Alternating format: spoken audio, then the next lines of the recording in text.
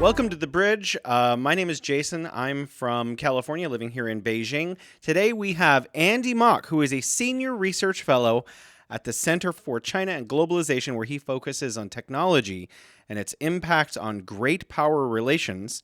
A former analyst for the Rand Corporation, he holds an MBA from the Wharton School in Philadelphia and an MA in China Studies from the Johns Hopkins University School for Advanced International Studies. He's a regular commentator for CGTN, Al Jazeera, BBC, and other media outlets. You can find him on Twitter at Andy Mok. That's M-O-K. Welcome to the show, Andy. Great to be with you, Jason. You're in Cambridge. Are you doing research there, sir? I am. So I'm here researching my book on the past, present, and future of technology in China. Wow. That's exactly the kind of thing I was hoping to talk to you about. I've actually always wondered about Huawei because it's not just a telecommunications company. I was wondering if you could enlighten us about what are its current opportunities, challenges, where you see it going in the next few years. Well, Jason, certainly Huawei is one of the great Chinese success stories. Ren Zhengfei, the founder, started with basically a classic trading import export business, and I think through his vision, his determination, his grit, um, and he turned Huawei into a true technology company. Last numbers I saw, it invest as a percentage of revenue, some of the highest, not just in China, but anywhere in the world. So it's become known not just in China, but all around the world for uh, smartphones, consumer-facing devices. But what's less well known is they're also a major force in all of the vital equipment that people don't see, that make a modern mobile digital life possible. So one of the big challenges Huawei has faced in recent years is precisely because of its technology leadership in areas like 5G, which many expect will revolutionize uh, Hmm. the world like 4G did. Hmm. That this caused enormous alarm in the United States, and the US government took really unprecedented actions Hmm. to attack, kneecap Huawei. And, this is where we are today. I think a bit of a long preface to answering your question, what are their Hmm. Hmm. opportunities? I think we really have to see. I think the other part of the Huawei story is that it really shows you the importance of geopolitics in Hmm. technology. Hmm. Um, they have lost access to some of the most advanced semiconductors.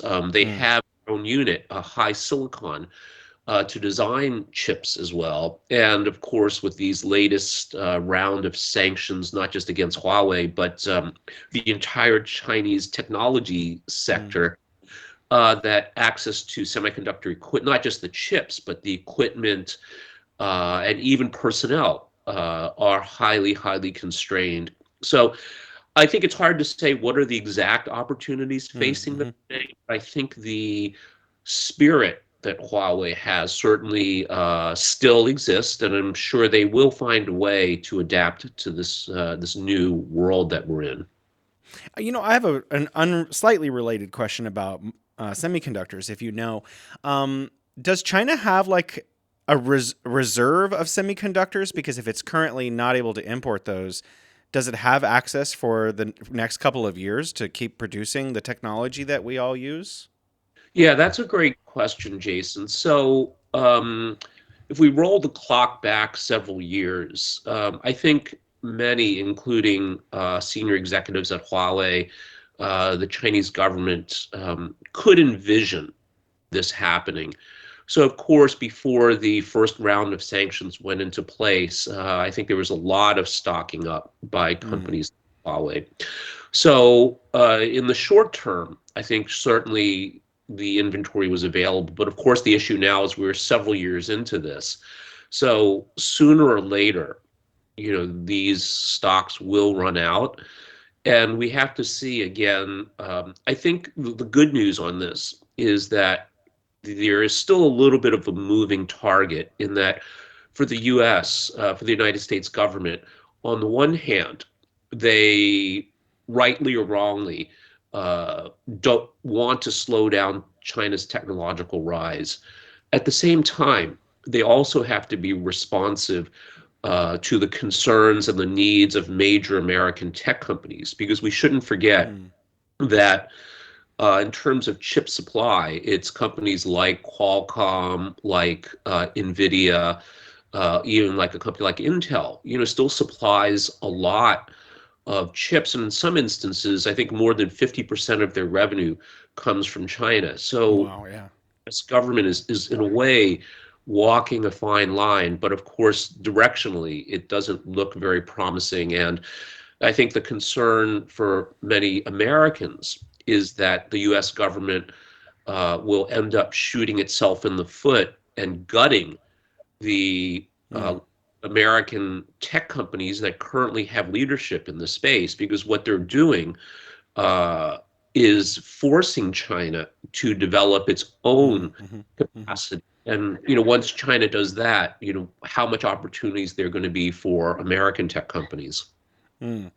Let's move on. Since you are an expert in tech and how that affects great power relations, China has gotten into space in a big way. It's the only country in the world able to do the far side of the moon exploration because it has a satellite that orbits that's able to communicate with its rover there. It has also developed its own space station.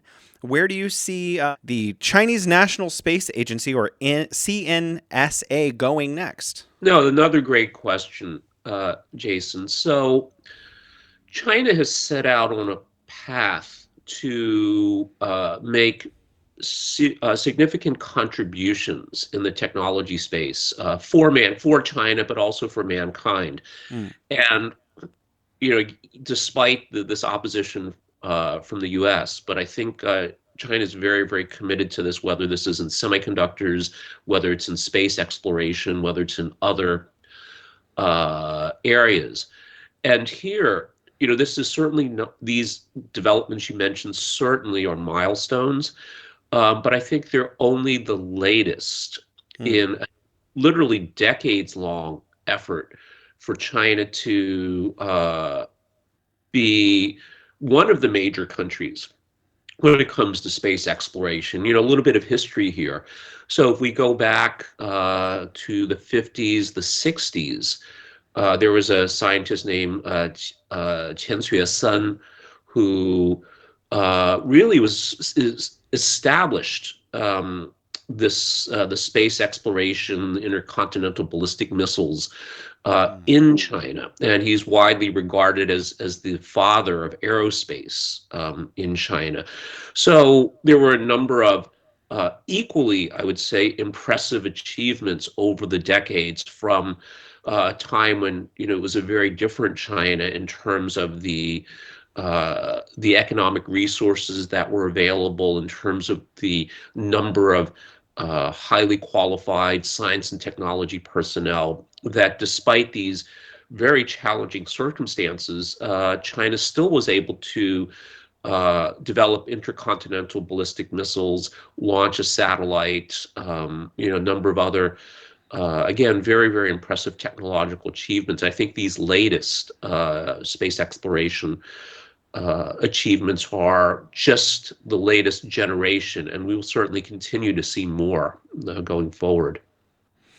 Yeah, actually, I had the opportunity to go to the National Museum here in Beijing, and I was standing, I don't know, 2 feet from actual moon regolith. I was because they had sent, you know, a non-person, a robotic craft to the moon, retrieved the regolith, and brought it back for scientific study. They took a Mm. small portion of that regolith and put it in the National Museum for people like you and me to go. I don't know, maybe you can go to some other scientific place and see it in person. But it was one of the great moments of my life, standing like, a couple of feet from the moon in kind of a way. And it's a remarkable thing that China has been able to make that accomplishment. I also understand that the Chinese space station is going to be open for research for countries around the world who want to participate with China in scientific endeavors in space, which I think is amazing. China has been locked out by the United States from the ISS and cooperation. Do you think that it's likely now that China has almost caught up with the United States and this kind of technology that the US and China would conceivably be able to cooperate in space technology in the next 10 or 20 years? Yeah, it's a great question. I think certainly if cooperation is possible, that certainly would be beneficial. I think one of the issues, of course, is what's happening here on Earth. Mm. Uh, these geopolitical tensions worsen. Of course, that makes it more difficult for cooperation in any area.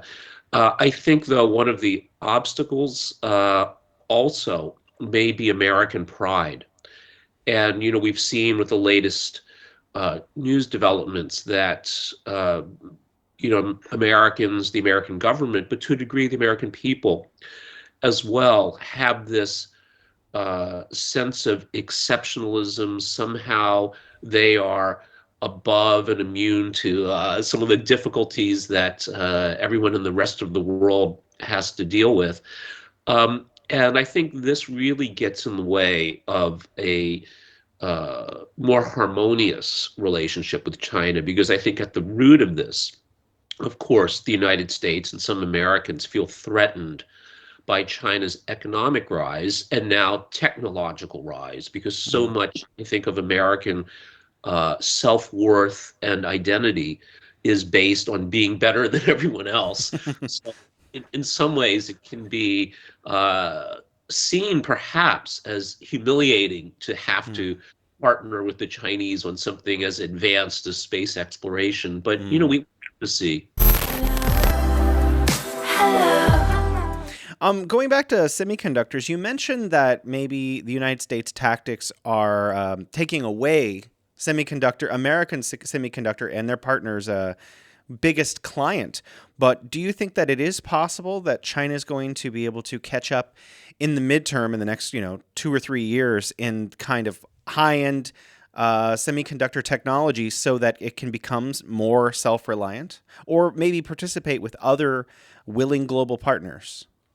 Well, that's the big question, Jason. So many experts in the West, but actually some in China as well, believe that it will be enormously expensive, difficult, perhaps some have even said impossible for China to catch up. Some estimates I've seen is that it could take more than $1 trillion. But I'm a little bit less pessimistic about this for a couple of reasons. So first, we all recognize just how crucial semiconductors are to modern civilized life. Everything from uh, our consumers' daily lives, getting around, doing what we Even a all we, coffee machine. yeah, exactly. To space exploration, to national security. That it's hard to imagine a more vital input than semiconductors. So I think China, as a great power, really, in a way, has no choice, even though it may be difficult, even though it might be very expensive, has to do this. So I think that's the first point. And we've seen China, certainly since 49, overcome what have seemed to be insurmountable odds. And again, I go back to Tian Sun with the intercontinental ballistic missiles, the space program, but even Deng's economic reform. You're probably far too young to remember this. But, at the time, there was incredible skepticism in the West that this was possible, that China could grow its economy. And of course, even I think Deng himself was surprised by how successful this was. So I think there's that. And then finally, we have to recognize that a lot of the challenges in creating or perhaps recreating a semiconductor value chain, supply chain, is not scientific in that the science, the technologies, the processes are all known. So it's recreating. Mm. So this, I think, makes it easier. Now, of course, there's a little bit of maybe we could call it black magic in terms of making semiconductors, in that it's if you have the recipe, but you don't have necessarily the right touch, Mm. just like we all can be given a recipe for making a dish, but some people, because of experience, Mm. even though working with the same ingredients, the same recipe, will get quite a noticeably different result. Mm. And Mm. Mm. there is an element of this in the semiconductor production process. So I wouldn't underestimate how difficult it is, but also I think it's important to recognize just how important this is for China and any country. And given not only the economic resources that China has, but I think the unique the ability to generate and apply political will, I think is Mm. quite Mm. unique for certainly a country this size. So, I'm less pessimistic, and but again, we have to see. I have a question about scientists themselves. So there are a lot of scientists in the US who cooperate with scientists in China, and there are also a lot of Chinese national scientists working in the US. How do you feel, or what do you think the current environment, how does this affecting them? Both US scientists and Chinese national Yeah, scientists based in the US. sure. Well, one of the, I think, foundational principles of scientific research is that openness and sharing collaboration is vital. And anything that restricts that, I think, Mm. would slow down the rate of scientific progress. And of course, this is to the detriment of everyone in the world. So I think in this way, what the US is doing is not only counterproductive for its own interest, but certainly is harming the broader interest of mankind. So that's perhaps a more abstract way of looking at it. Mm. I think on the ground, certainly, I know of personal cases where scientists do feel frustrated by Mm. this new regime that we're in. And then we should then focus on the Chinese American or Chinese the scientists, researchers that want to work with the United States. And of course, this has become enormously challenging. We saw with the so-called China Initiative, where the FBI, the U.S. secret police, uh, were targeting Mm. uh, scientists of Chinese ancestry. And I think there was a fairly famous case of one at MIT that was actually charged and Mm. basically Mm. destroyed his professional life. Mm. And even though it was ultimately discovered, surprise, surprise, that there was nothing there, still the damage had been done because he was Chen Gang, I think. Is it Chen Gang, right? I'm actually not. I don't remember his name. I remember the case. Yeah, was one of the leading scientists in his field. And, when you're at that level, Mm. one of the issues is it's not just your own work, but you're leading, running a lab. And like Mm. any high performing organization, whether you're a championship basketball team or Mm. you're a trillion-dollar public listed tech company, the team is vitally important. And it's Mm. not easy to put together a team. So, he was unable to do any research for, I believe, like a couple years, while all this was unfolding. And as a result, he lost many of the people. They had to, move on, unfortunately. Mm. So, really just destroyed his professional career. And I think it sent a signal to many other uh, Chinese American researchers. And in fact, here in Cambridge, I've had the opportunity to talk to a number of, uh, very, very talented, productive scholars in a number of fields. And, many of them are. voting with their feet. They had previously been in the United States. I wouldn't say many, but certainly there are some. There are Mm. some, and there is, I think, a very real phenomenon of if you can, you want to get out of the U.S. Mm. As someone with high skills, a lot to contribute, that you're better off finding more congenial environments. I'm looking at the introduction. You were at John Hopkins School for Advanced International Studies. I've been doing quite a bit of research on the Belt and Road myself, and from what I can tell, John Hopkins has the most advanced research lab for the Belt and Road in the United States. Did you get an opportunity to look at some of the Belt and Road initiative research while you were there or participate? No, so I was actually there long before the Mm, BRI was announced. So certainly not as a student. mm, mm, Um, what I was able to do, SICE being located in downtown DC and actually not that far from the White House, is that, one of the, I think, privileges of being in a capital city mm, is that you get so many people passing through. So mm, the lectures, the more informal so-called brown bag lunches, really were phenomenal. We even had Bill Clinton come to speak, but no, not anything BRI as a student, but certainly I do keep up with what's going on with the Belt and Road Initiative, and I agree with you. I think SICE does some great research. I think also in Africa as well. They do a good job.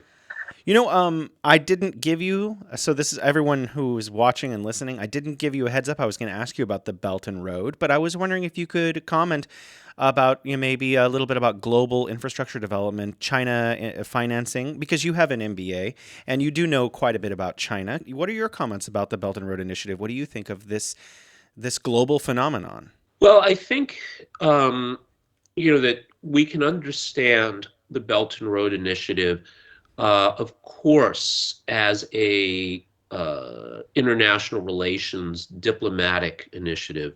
But I think we can also, and this is well covered, but I think we can also look at it as a manifestation of Chinese values. So, one of the things that my book looks at is how does Chinese history, values, worldview affect its technological decisions today? And if we apply that kind of thinking to the Belt and Road Initiative, I think we can learn some interesting things. One is that there actually is a very clear continuation between imperial China, so the China of the Qing and the Han, which is the Qing first unified these various countries in a way that were like Europe into one country, of course, we know as China today. This is in the Um, BC. We're talking about 2,000 years ago, yeah? yes, the maybe I would say 100-ish, 200-ish BC. Yes, so Oh, more wow. than 2,000 years ago. But we see, a lot of this continuity. It's not just the language. So in the Qing, they developed the script, that we now call Hanzi, right, or Hmm. Chinese characters. Um, so anyway, the point being that at that time as well, to create a new national identity of being Chinese versus being, you weren't a citizen, then you were a subject of, the pre-existing country. So think, as an analogy, you were German, you were French, but now you're this new identity, Europa or something, right? So to become Chinese, one of the important things the first Qing emperor had to do was create a new ideology. And this was based on Confucianism. And some scholars will say there were five texts, some others will say six. But the point here being that these values were based on humanity and benevolence. And the worldview is being very pragmatic. So we see today, with say the United States, these notions of promoting freedom and human rights around the world, making the world safe for democracy. In some sense, these are not very pragmatic goals. They're, quite ideological. And the hallmark of China, I think, through these thousands of years, and certainly from 78 through today, with reform and opening, um, is both benevolence and pragmatism. And this is what motivates the Belt and Road Initiative. And I think, again, for people fortunate enough to live in the developed world, especially, what I call the weird countries, the Western, educated, industrialized, rich, and democratic countries, they have no conception of this. But, if you don't have running water, if you don't have reliable electricity, if you don't have sanitation, if you don't have a road, your life is pretty awful, frankly.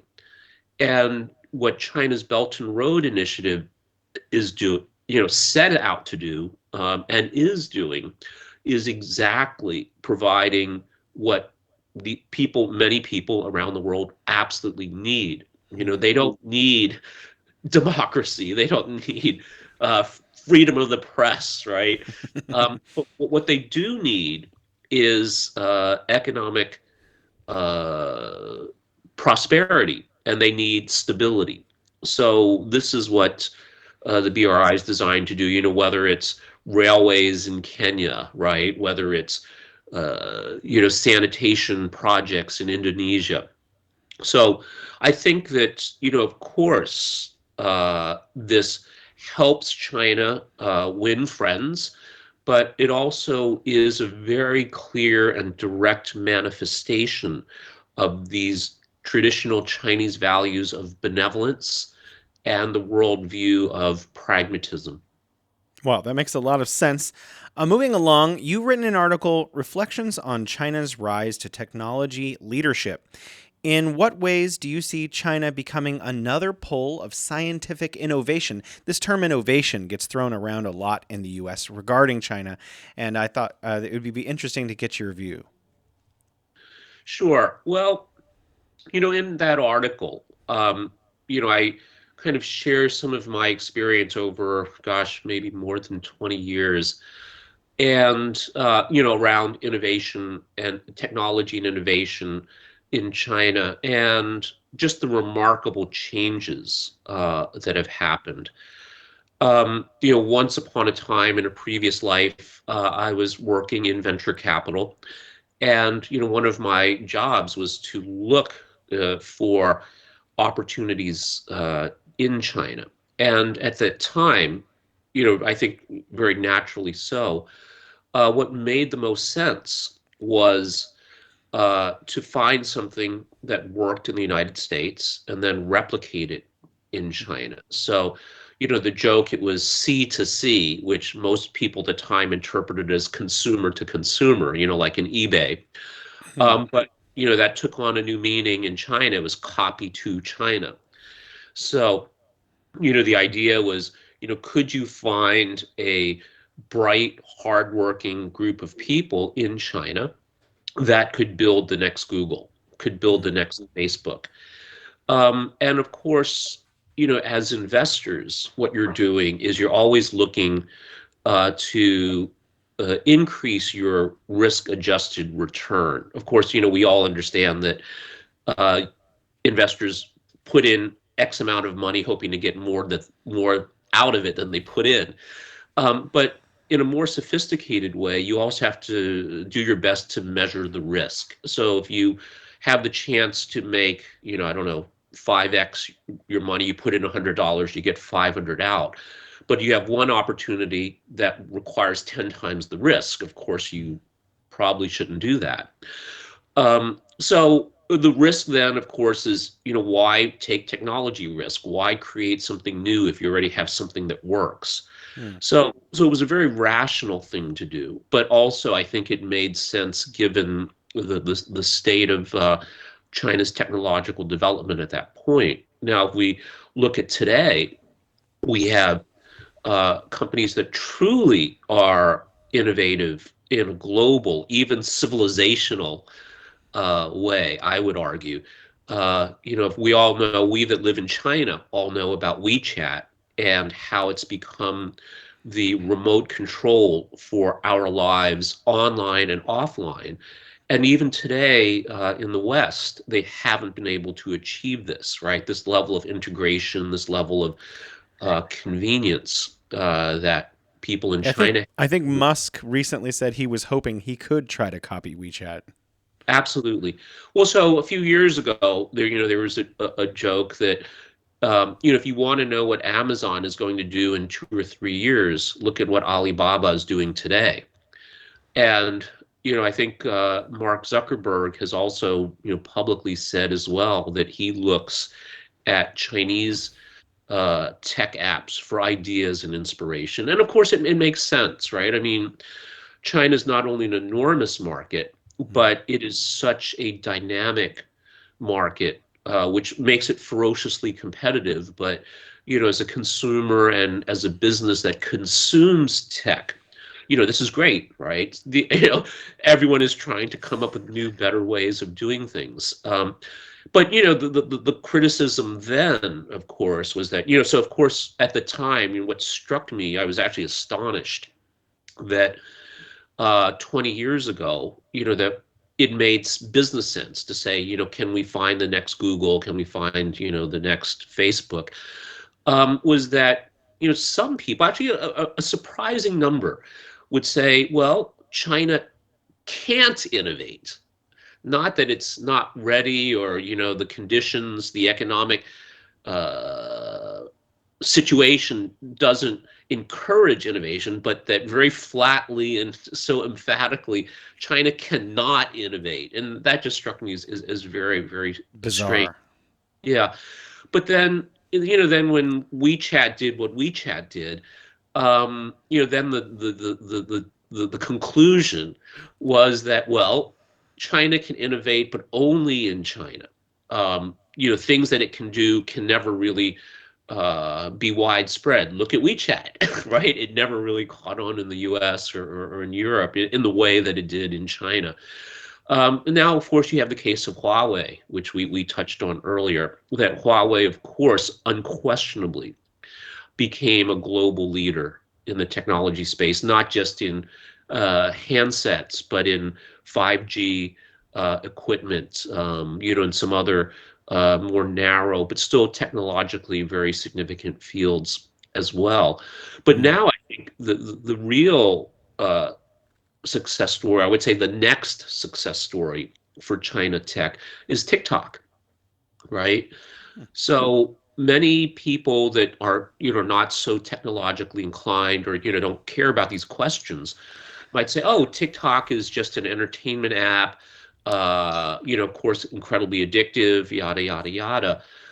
But if you really look at it, it is the first, or sort oh, I said one of the first, but certainly the first company to use AI uh, to become a globally successful consumer-facing product.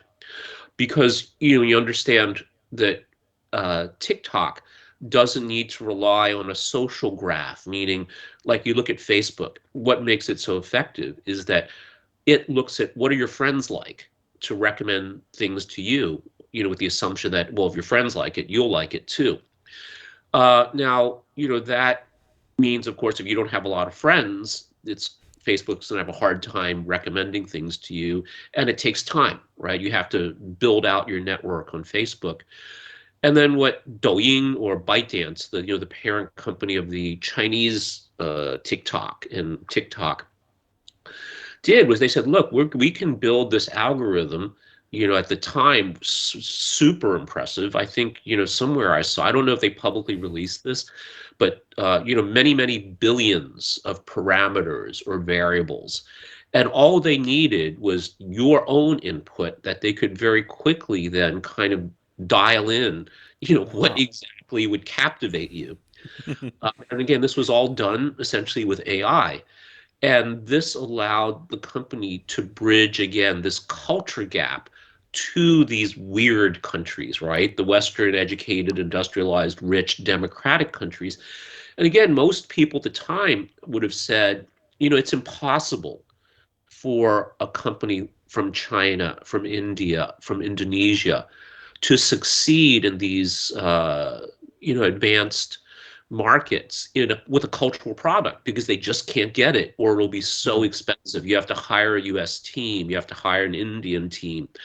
And what they did, what ByteDance did, was they essentially abstracted the problem, right? To say we're actually going to just build an algorithm that can figure out what you want without us really having to know, what do American teenagers like, what do Indian teenagers like.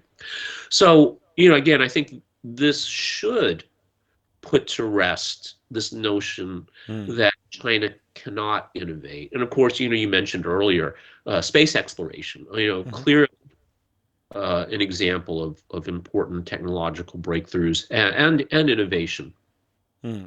Well, I guess this kind of your answer leads into my next question. What do you think most Westerners have a solid foundation for understanding the Chinese acceleration in science that's been taking place in the last decade? So, people who are looking to partner in business and you're just general Joe on the streets, do you think that they understand the degree to which Chinese science is accelerating and participating in the global economy? My gut feeling is no. But again, does it really matter, right? So for the average American, the average European, do they really need to know this? Hard to say. But what I think is important is that I think, perhaps develop a more complete understanding of China. I'm sure you know too, Jason, we've seen this downward spiral, not just in China-US relations, but American perceptions of China and the Chinese. And I think these are not unrelated, that um, it's unfortunate, but I think Western media has played a very important role here in poisoning the perceptions of many people around the world, certainly the Anglophone world, of poisoning people's perceptions against China. And I think this is very unfortunate. And in fact, someone just messaged me. One of the things I'm fortunate that I have the opportunity to do as a researcher at a Chinese think tank like CCG, the Center for China Globalization, is I get a lot of opportunities to interact with diplomats, including ambassadors, uh, government officials from other countries, academics, other think tank people, because of course everyone wants to better understand what China's doing and what it might do next. Um, but there's a lot of concern, not just amongst the Chinese about these media tactics, but I've heard several times from very senior people that are not Chinese that this contributes to a worsening environment that could contribute to, in their words, World War III. Mm. I don't know if I would go so far as that, but still, again, I think this is related to, having the ordinary person, the average Joe, um, better understand China. And again, I think in a holistic way that, Chinese values, the worldview is one based on benevolence. It's based on pragmatism, and that if people could more understand this and accept it and maybe overcome some of these distortions, Mm. this poison, that the world would be a better place. Well, I mean, my next question is also related to this because this is really what our show is about. So we see some Joe Sixpack, I guess in the U.S. and in China, maybe not always understanding one another as well as we'd all like. And certainly, scientists who are working on silicon wafers, for example, they're going to see eye to eye with their colleagues wherever they are because they're very focused on what they're doing. And if someone understands what they're doing, they're going to be very, open to working with people around the world who are also working on the same problem. But what about other kinds of intellects, like in the humanities, people who are studying global relations? Do you see communication working well between these kinds of intellectuals, or do you see communication breaking down as it is in other parts, like in media? Well, so this is a complex question. The I think you're right that if we think about the hard sciences, the physical sciences, that generally speaking, their views and interests are in some sense more narrow. They want to work. If you're an American physicist or a Chinese physicist, you probably only care about working with the best physicists around the world in the pursuit of knowledge, in the pursuit of technological breakthroughs. Um, and of course, we can see this in the humanities as well. Um, but the uh, argument or the counter argument from those that have a broader perspective, and I would put people in the national security camp here, Mm. is that I don't think it's illegitimate or wrong for Americans, Chinese, British to say, you know what, we have to look out for our own national self-interest. And this might mean doing some things that will make some people unhappy, right? Um, so I think, and this is again is the crux of the problem here with technology, is that it used to be much easier to segregate these kinds of questions. So I think from the U.S. perspective, the big challenge is, can it reimagine itself, not as, this unipolar, exceptional power, this hegemon uh, that can pretty much do whatever it wants, and everyone else just has to accept it, um, to becoming one of, if not many, but one of a few, where it will have very real constraints Mm. on what it is able to do, um, that are grounded in reality. If you are no longer the world's biggest economy, if you are no longer the clear technological leader in key areas, it's logically follows, your ability to dictate certainly will go down. I think this is the disconnect we're seeing, that many in the U.S., certainly many U.S. politicians, uh, have not uh, made this, or have at least have not explicitly acknowledged that this may be the new reality, and are still living in the past. And this is, I think, makes it very dangerous. Mm. So again, it's a very complex problem. Mm. You work a lot with scientists in addition to diplomats.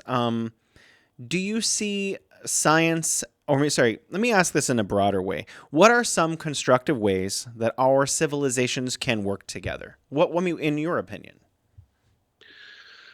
Yeah, I think that's another great question. I think that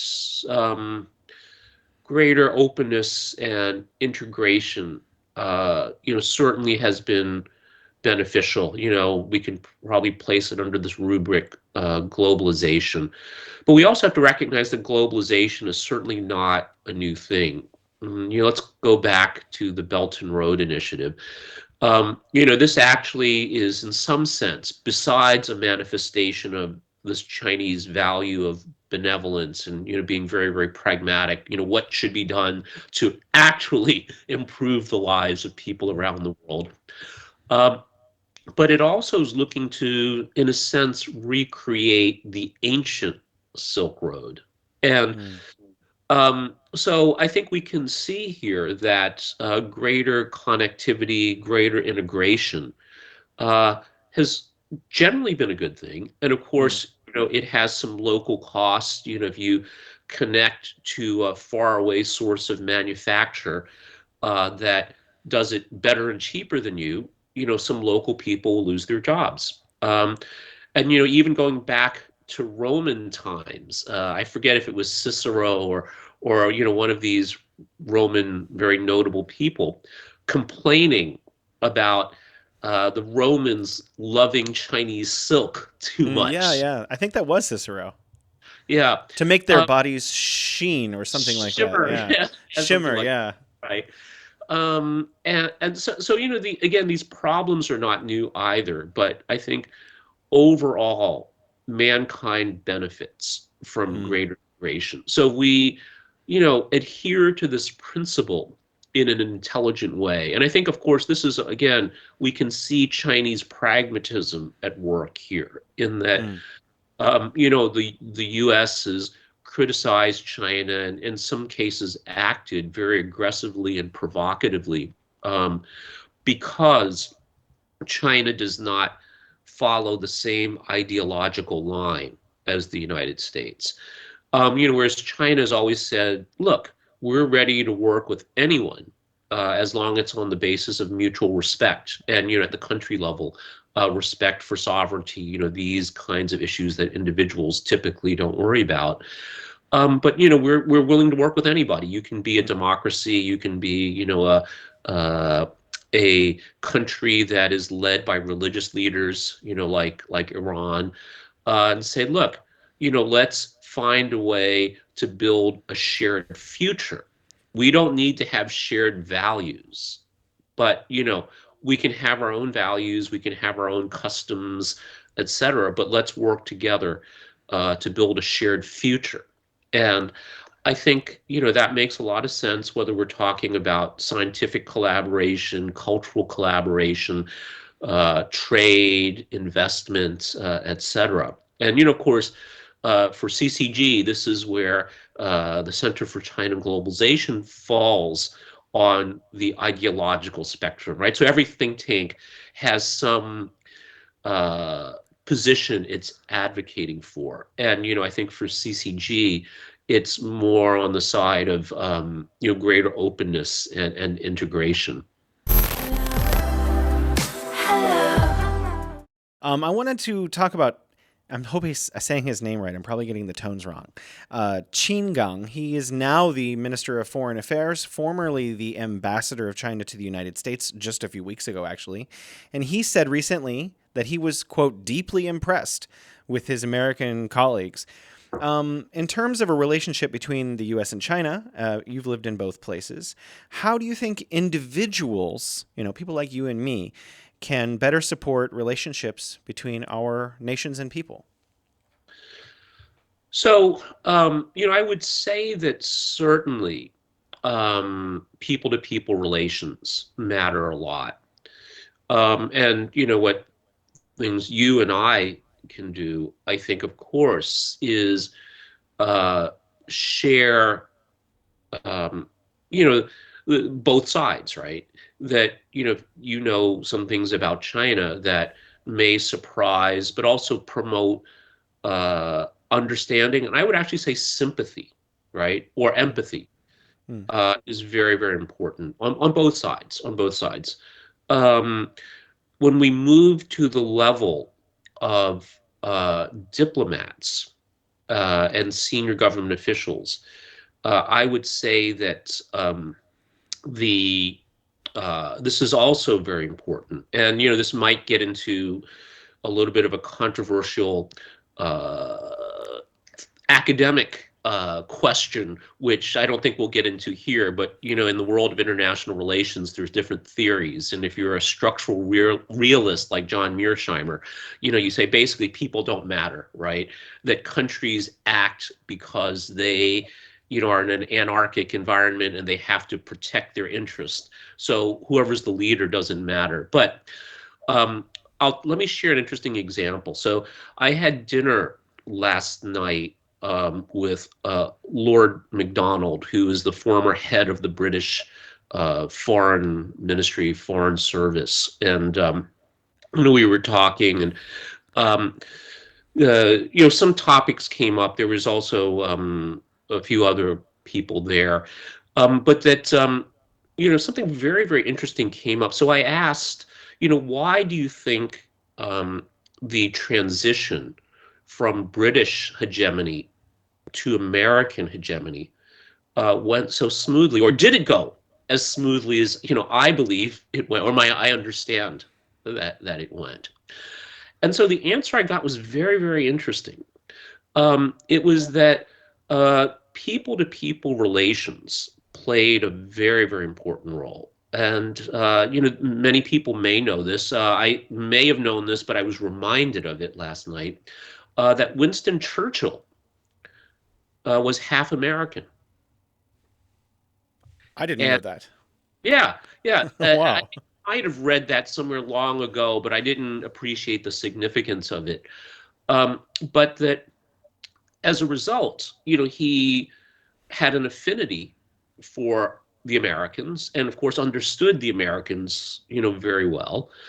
But also, it wasn't just him, but there was a lot of intermarriage between Americans and the British. So, of course, I think this created, maybe a cohort of people who had favorable views Mm, towards the other.